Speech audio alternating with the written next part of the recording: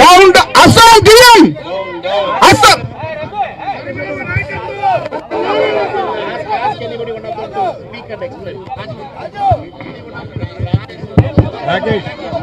Rakesh Reddy.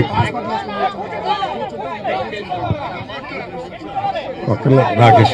Hey, Rakesh Reddy. Rakesh. మీరు మాట్లాడు.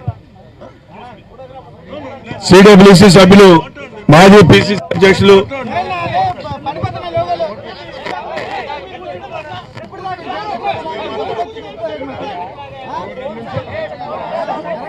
అందరికీ నమస్కారం.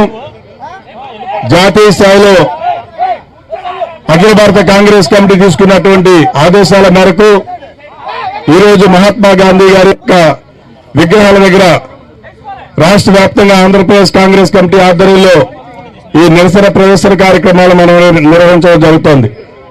ఈరోజు మన విశాఖ నగరంలో ప్రప్రథమంగా మన ప్రదేశ్ కాంగ్రెస్ కమిటీ అధ్యక్షులు వారు శ్రీమతి వైఎస్ శర్మిలారెడ్డి గారు ఇక్కడికి విచ్చేయడం జరిగింది. వారికి ఆంధ్రప్రదేశ్ కాంగ్రెస్ కమిటీ తరఫున స్వాగతం తెలియజేసుకుంటూ, ఈ దేశంలో జరుగుతున్నటువంటి విషయాలు మనందరికీ తెలుసు.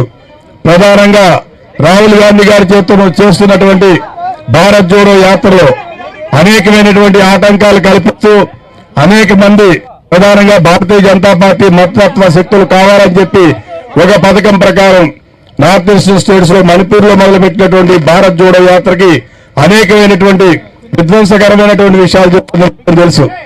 ఏదో విధంగా కుట్రపూరితంగా ఈ భారత్ జోడో యాత్రని నిలిపివేయాలి, ఆపివేయాలని చెప్పేసి ఆలోచన చేస్తున్నటువంటి ఈ నేపథ్యంలో నిన్న మొన్న మనం చూసాం అనేకమైనటువంటి సంఘటన. సాక్షాత్తు మన ప్రదేశ్ కాంగ్రెస్ కమిటీ అస్సాం అధ్యక్షుడిని అటాక్ చేసినటువంటి పరిస్థితి.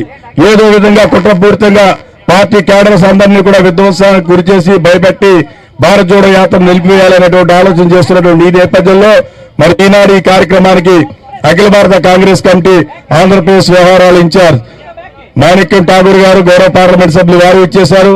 అదేవిధంగా సిడబ్ల్యూసి సభ్యులు రఘువీరారెడ్డి గారు ఇచ్చేశారు.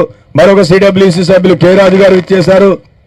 పూర్వ పార్లమెంట్ సభ్యులు డాక్టర్ కెవిపి రామచంద్రరావు గారు, అఖిల భారత కాంగ్రెస్ కమిటీ కార్యదర్శి మాజీ మంత్రివర్యులు జేడీ శిలం గారు, మరి ఈ ప్రాంతానికి సంబంధించి ఇన్ఛార్జిగా ఉన్నటువంటి